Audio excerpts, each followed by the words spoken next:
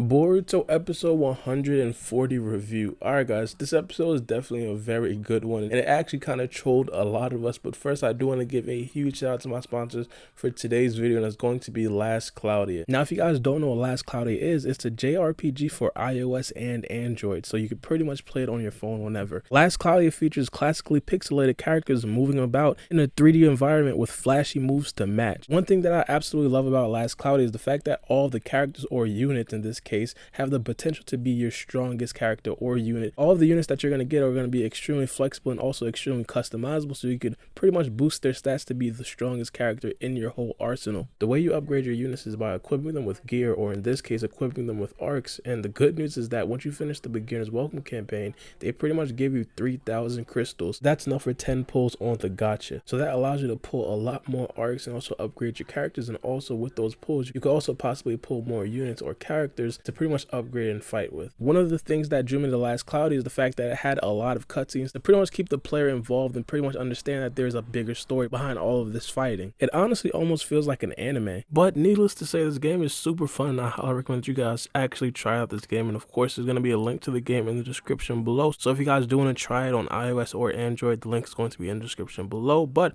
without further ado, let's get into the video. Alright, now into the actual episode review. The first thing that we really seen from the episode is that it absolutely trolled us with the Jiraiya thing. Coming off the heels of a couple weeks ago, we all thought that Jiraiya pretty much already knew who Sasuke was. He probably even dissected who Boruto was, and he knew everything and pretty much messed up the whole plans of probably staying undercover for Sasuke and Boruto. But it seems like that wasn't necessarily the case. It seems like Jiraiya was trolling all of us, and in turn the rise of Boruto is trolling all of us. The overall sentiment is probably going to be that Jiraiya doesn't know exactly who they are. Jiraiya even told Sasuke that he was going to stop looking into exactly who they are and just accept the fact that he's probably never going to find out. But I feel like Jiraiya knows. I feel like Jiraiya's not telling him just not to cause a lot of drama amongst that team, mainly because they do want the same things. They do want to have Naruto safe, and of course they do want to eliminate this guy Urashiki, or at least have Urashiki stop attacking Naruto and everybody else in that village. Now here's the thing, I feel like Jiraiya's probably not going to act on this situation as of right now, but of course we all know there's a big question of if Kashin Koji is actually Jiraiya. Now if Jiraiya potentially finds out how they could pretty much time travel, it will be a legitimate question of if Kashin Koji is actually Jiraiya. The overall point being is that Jiraiya did say that, he was just playing, that he doesn't necessarily expect Sasuke to be Sasuke, but I definitely would not take that word for gospel, and you guys should be definitely wary and keep an eye on a time travel move. Now when Urashiki attacks, this episode started to get extremely frustrating for many reasons. One of the biggest reasons is like lack of creativity. Now don't get me wrong, I think that the overall premise of this arc, it's great, it's super creative, but one of the things that I'm pretty sure Urashiki's character is going to take a very big hit for, once he had Naruto like dead to rights, Urashiki could have grabbed Naruto and been out and dipped in like 2 seconds with his time space ninjutsu.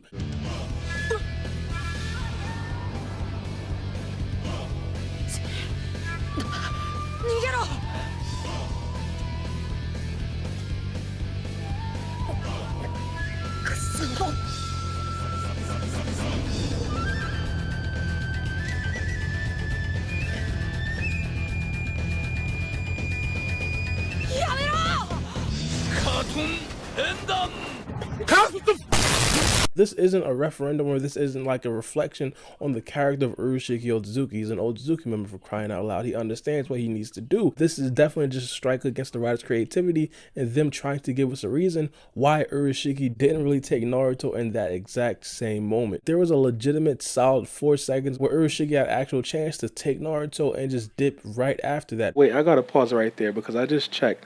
There was a legit 27 seconds in that time frame. 27 seconds, bro. 27.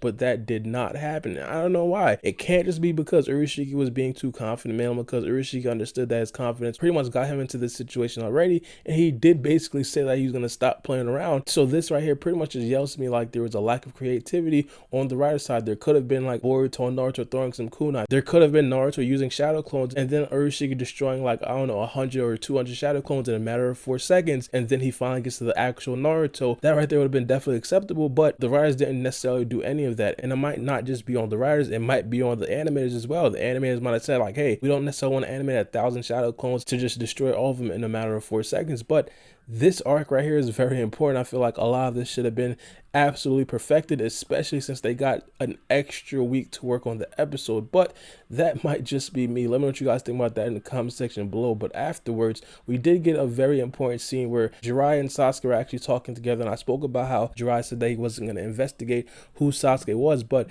I was very confused about the fact that they left Naruto and Boruto just there unattended. Now, in my opinion, I feel like they should have been keeping an eye over those two for a very long time. Now, we understand that when Urashiki uses the time-space ninjutsu, Sasuke can immediately sense him, but it's still a window in where Sasuke has to get to the kids from when Urashiki actually enters that dimension.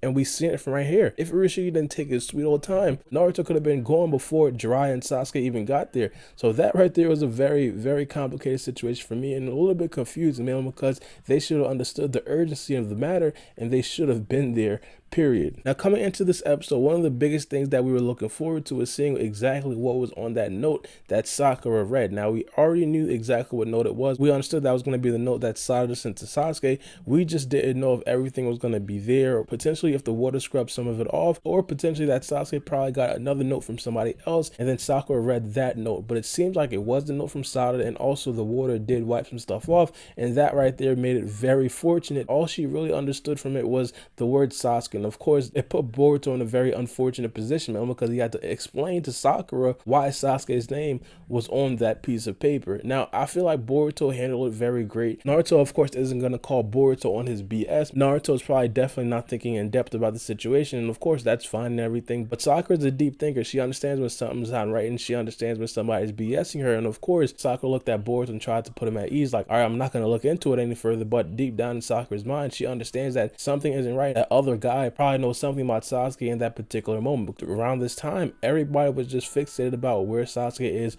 where Sasuke could have gone, and who Sasuke could have met up with during him going missing. It's especially messing with Sakura, man, because she was one of the last people that Sasuke seen before he left. Sasuke pretty much put her to sleep and then left after that. So I feel like, of course, Sakura's probably going to have an extra level of emotional attachment to this whole situation. Of course, she's probably going to meet up with Sasuke, as she said in this episode right here. Now, it's going to be a very interesting scene to see exactly when Sasuke meets up with Sakura, man, because he's in a fight with Urashiki. We understand that Urashiki is back. It would be a very bad scene if Sakura were to actually see Urashiki and actually understand that these guys aren't really traveling performers. Now, for the actual fighting scene with Urashiki, now there's a couple of things to dissect in this episode. One of the biggest thing being is that he looks to have almost ended Jiraiya. Urashiki came to this episode with the idea that he could possibly see into the future or something like that. Now, in my opinion, I feel like that's probably not going to be the situation, man, because he would have probably been using that technique for a very long time and not just keeping it to his back pocket for this particular time, especially since we don't think that he's taking it seriously, because Urashiki had a 4-second window to take Naruto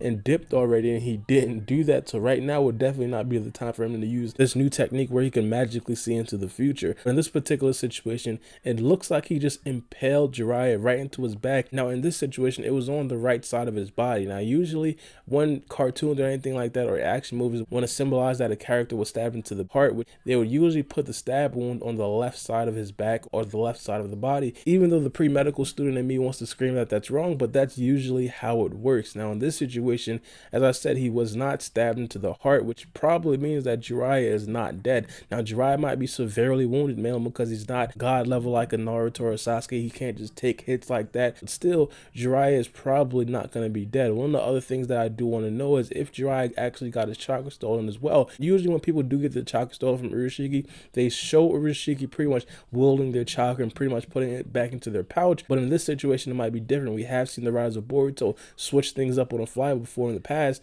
and of course we won't necessarily know until we actually see it. Now, another thing that I do want to point out, when he actually attacked Sasuke in this situation, or when he actually used Sasuke's chakra in this situation, he pulled it out of the gourd. Now, I spoke about this before. He doesn't necessarily inject, or he doesn't necessarily ingest all the chakra, and he's pretty much saving up a lot of chakra. That right there pretty much got me extremely worried. Now, the chakra that he did use from Sasuke, it was pretty much extremely small in comparison to the overall chakra that he did steal from Sasuke. One of the things that immediately stuck out for me when he stole chakra from Sasuke was that he had a lot. I mean, he took a bunch of chakra from Sasuke, and of course this thing right here was just a little ball of chakra from Sasuke, and of course he used it to his best ability. He pretty much stung Boruto, he pretty much used some fire style, some lightning style, and you just know that Sasuke's chakra has a lot more abilities than that. Urashikis is just saving it and keeping it into his back pocket until he actually needs to use it. But I want to know what you guys think about this episode in the comment section below. How surprised were you when Jiraiya pretty much revealed that he was trolling? And of course, let me know what you guys think about this overall fight in the comment section below. How do you guys think that this fight will actually play out?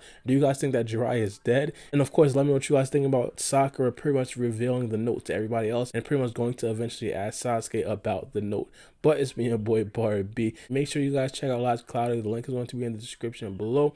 But it's been your boy RlP, and we out. It's a knife. Check my clock, I can't stop. Fuck around, make my 40 pop. No popcorn, I pop pistols. Reaming my body, clothing no issue. Bitch, you look sick, you need a tissue. You drop a body, I just might bless you. I'm metrosexual, no high cholesterol. Where's Jenny Craig? Bitch, just get sexual.